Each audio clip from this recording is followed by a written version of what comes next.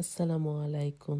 সকাল সকাল ঘুম থেকে উঠেই কিন্তু আমাদের অনেক বেশি কাজ করতে হয়, যারা আমরা বিদেশে থাকি।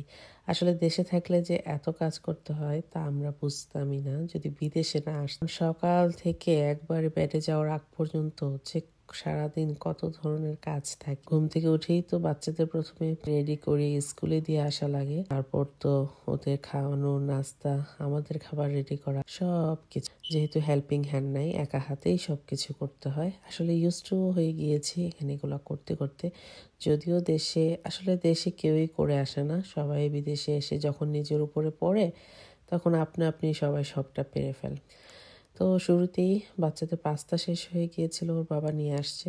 আর হচ্ছে একটা সুন্দর ফুলকপি পাইছিল, তো সেটাও নিয়ে আসছে। তো বললো যে মাছ দিয়ে ভুনা করা। আমি আসলে এগুলো হচ্ছে বাটা মাছ, আমি বের করেছিলাম জাস্ট টমেটো দিয়ে করব বলে।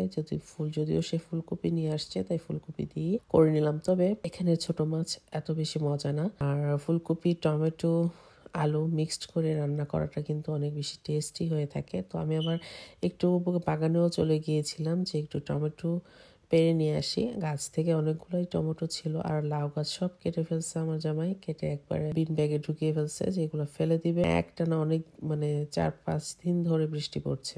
আর এই যে আমি মাঝখানে তো একটু বৃষ্টি দেখে আসলাম, আর এখানে ফুলকপি ভাজিটা করে নিচ্ছি। যে দিনের এই রান্নাটা কিন্তু অনেক বেশি মজা হয়। যদিও মাছটা আমার কাছে ভালো লাগে নাই, কারণ আসলে ছোট মাছ এতটা ফ্রেশ হলে মজা, ফ্রোজেন ছোট মাছটা এতটা মজা না। পুরো খারাপ হয়নি, বাট তরকারিটা অনেক বেশি মজা হয়েছিল। ঝোলটা বা ফুলকপিটা ফ্রেশ ছিল, যার কারণে কারিটা অনেক বেশি মজা হয়েছে।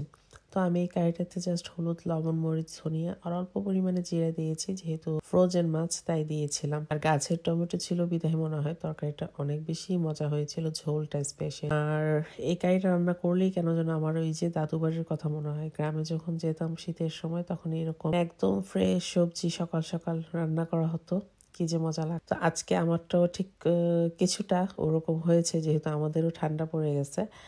আর এই যে রান্না বান্না শেষ, বাচ্চাদের স্কুল থেকে আনলাম বিকেল বেলা। আমার ছেলে শুরু করছে চিকেন ফ্রাই খাবে, চিকেন ফ্রাই খাবে। তো আর আমি চিকেন বের করা হয় নাই, তো বোনলেস চিকেন ছিল কয়েকটা, সেটাই বের করে ওদের জন্য আবার তাড়াতাড়ি করে একটু আদা, রসুন, মরিচ, লবণ দিয়ে একটু ফ্রাইয়ের মতো করে দিচ্ছিলাম আর কি, ভেজে দিচ্ছিলাম। আল্লাহ হাফেজ।